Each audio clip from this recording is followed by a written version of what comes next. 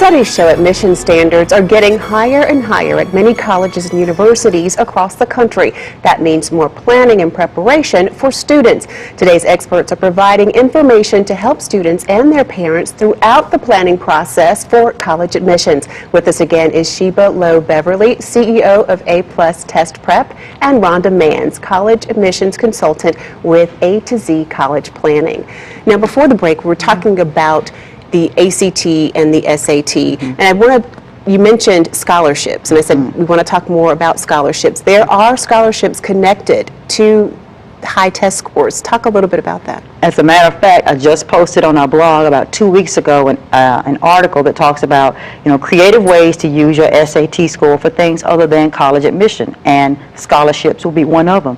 At many colleges and universities, the higher your SAT score, in combination, of course, with GPA and your other things in your college application portfolio, the higher your SAT score, the higher your chances are for getting lots of good scholarship money at a lot of colleges and universities. Absolutely, absolutely. What is considered a good score? Because I know that these tests, it's been a very long time since I had to take the SAT. What's considered a good score now, and what are colleges looking for? It's kind of a sliding scale. A good score kind of depends on, one, where you want to go to school, and two, how much scholarship money you want.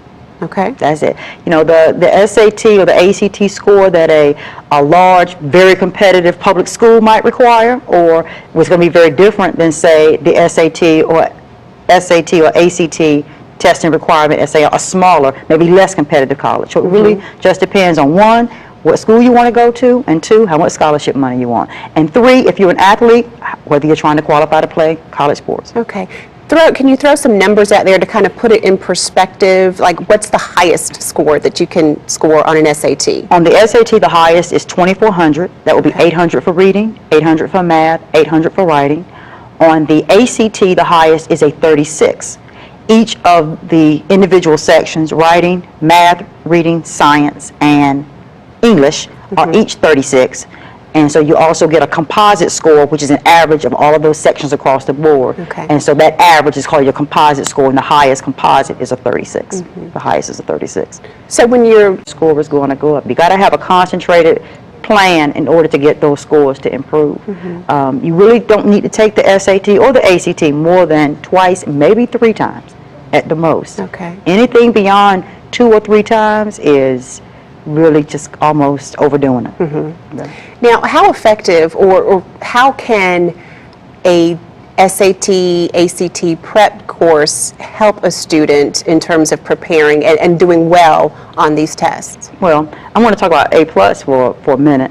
One of the things that we do is we use a technology-enhanced curriculum that it allows us to provide the student data-driven instruction it gives real-time feedback to the student, meaning that when a student completes an assessment in our course, they get immediate feedback on whether their answers are right or wrong, what percentage of questions they're getting right on average in every assessment.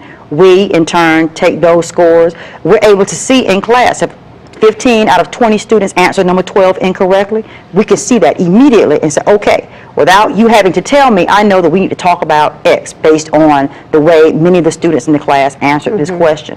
A student really has to come into class kind of being willing to grow a little bit. Realize that when you come to class, everybody's here for the same reason. We all want to get better. Right. So I may be doing a little better in this, you may do a little better in that, but we're all in it to kind of improve all around. So they've got to be willing to come to class and grow and stretch a little bit. Of course, one of the best things to do in terms of preparation is long-term academic rigor. And what we try to do in our classes is we set it up to build on the skills that the students already bring to class. So if they come in and they say, well, my timing is off. I like to read. I'm an okay reader, but I don't move very fast. Then we talk about, well, let's see how fast you're going, and let's see what we can do in terms of targeting some specific kinds of questions that you're answering to make sure that we are answering faster and more accurately.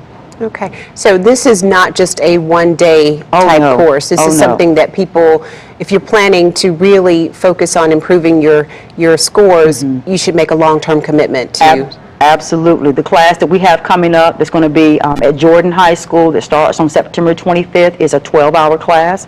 So it's a series of 4 classes, 3 hours for each class, and we do reading, writing, and math in each segment.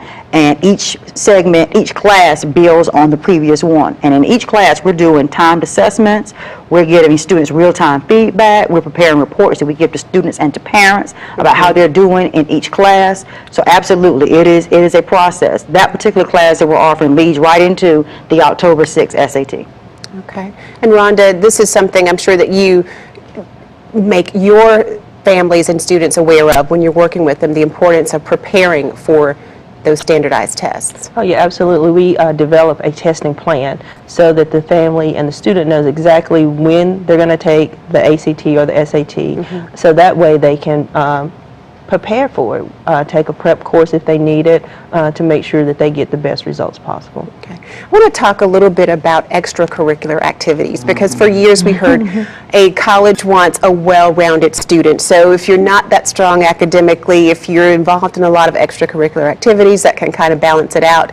How do colleges view extracurricular activities? Okay. First, I'll say that there's no right or wrong extracurricular activities. Some students seem to think that colleges rank the extracurricular activities when in reality they don't. What they're really looking for is they're looking to see that the student is displaying his or her passion. Whatever it is that he or she is saying is their interest, they want to see that come out in their extracurricular activities. You know, whether it's volunteer, it could be an internship, it could be a paid job. They want to see that the students are exploring their passions and their interests. So there's no right or wrong, and colleges really would prefer students to have, you know, 2 or 3 activities and do them really well versus having a whole laundry list. And when I say do them really well, say for example, they like to see maybe freshman year they were just a member of the Spanish club. Well, maybe their sophomore year they helped coordinate the school's Christmas drive, and then maybe their junior year they were in a leadership role. So they just like to see that you do a few things and that you do those well. And sports will count as an extracurricular activity. Okay. All right. We're going to take another break. We'll talk more in just a minute.